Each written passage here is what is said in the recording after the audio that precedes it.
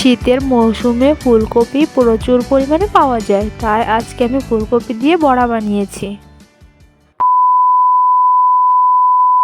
Hello everyone, আসসালামু আলাইকুম। আজকের রেসিপিতে থাকছে ফুলকপি দিয়ে বড়া।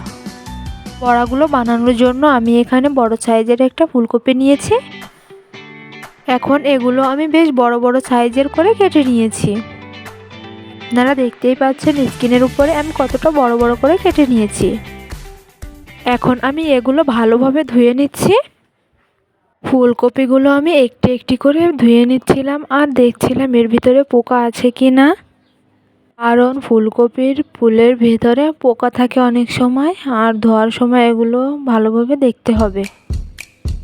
তার জন্য আমি আস্তে আস্তে করে ভালোভাবে ধুয়ে নিচ্ছিলাম আর দেখছিলাম। আমি এখানে বেশ কয়েকবারই ধোয়া দিয়ে নিয়েছি। আর ফুলকপিগুলো ভালোভাবে ধোয়া হয়ে গেলে আমি অন্য একটি পাত্রে উঠিয়ে নিব। ফুলকপিগুলো দেখতে কিন্তু অনেক বেশি সুন্দর লাগছে। এখন আমি প্রেসার কুকারের মধ্যে ফুলকপিগুলো দিয়ে হাফ সিদ্ধ করে নিব। এখানে আমি পানির পরিমাণটা কিন্তু পরিমাণ মতোই নিয়ে নিয়েছি। এরপর আমি প্রেসার কুকারের মুখটি বন্ধ করে দিয়ে 2 থেকে 3 মিনিট এটি জাল করব মিডিয়াম হিটে। ফুলকপিগুলো সিদ্ধ করা হয়ে গিয়েছে। এখন আমি ফুলকপির মধ্যে বেসন, আটা, হলুদ, লবণ, ধনিয়া সবগুলোর গুঁড়া পরিমাণ মতো দিয়ে দিচ্ছি। মরিচের গুঁড়াও দিয়ে দিলাম।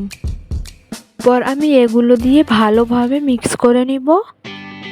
কিছুক্ষণ পর আমার মিক্স করা হয়ে গিয়েছে। এখন আমি এগুলো আস্তে আস্তে করে ভেজে নিব। কড়াইতে তেল দিয়ে কিছুক্ষণ অপেক্ষা করছিলাম গরম হওয়ার জন্য।